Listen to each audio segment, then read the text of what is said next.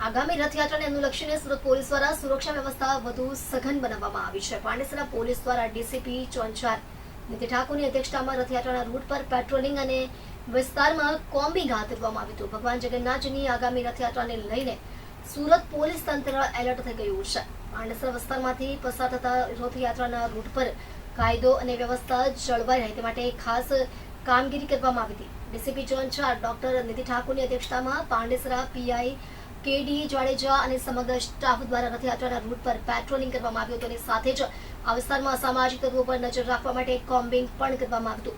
Police દ્વારા લોકોને શાંતિપૂર્ણ રીતે રથયાત્રામાં જોડાવા માટે અને પોલીસને સહયોગ આપવાની અપીલ કરવામાં આવી છે।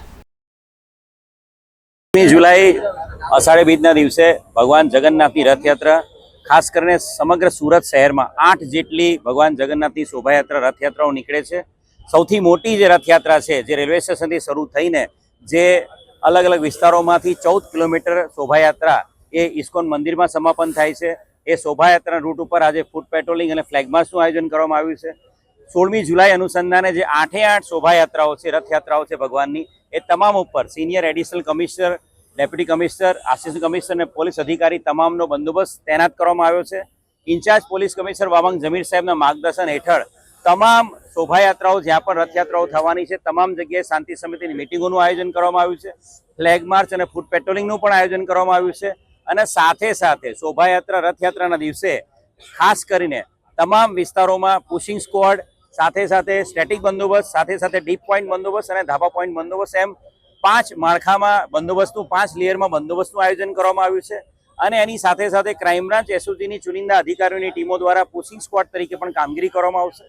આ ઉપરાંત સાથે સાથે તમામ પોલીસ અધિકારીઓ છે બોડી ઓન કેમેરાથી સજ્જ થશે અને એની સાથે સાથે પોલીસ ડિપાર્ટમેન્ટના જે ડ્રોન કેમેરા છે એના દ્વારા સમગ્ર રથયાત્રા ઉપર રૂટ ઉપર ટ્રાફિક અને એના બંદોબસ્તનું પણ કામગીરી કરવામાં આવશે।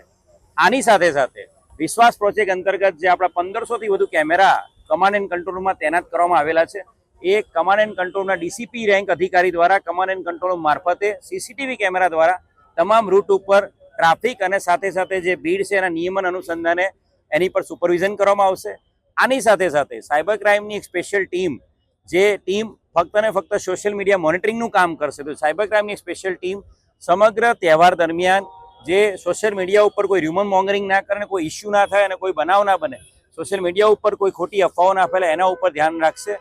શોભાયાત્રા જે રથયાત્રાઓ છે સુરત શહેરની જગન્નાથજીની શોભાયાત્રા રથયાત્રા એમાં તમામ ધર્મ તમામ વર્ગના લોકો જોડાવાના છે અને એ અનુસંધાને સમગ્ર તૈયારી પોલીસ કમિશનર વાવંગ જમીર સાહેબના માર્ગદર્શનમાં પૂર્ણ થયેલી છે।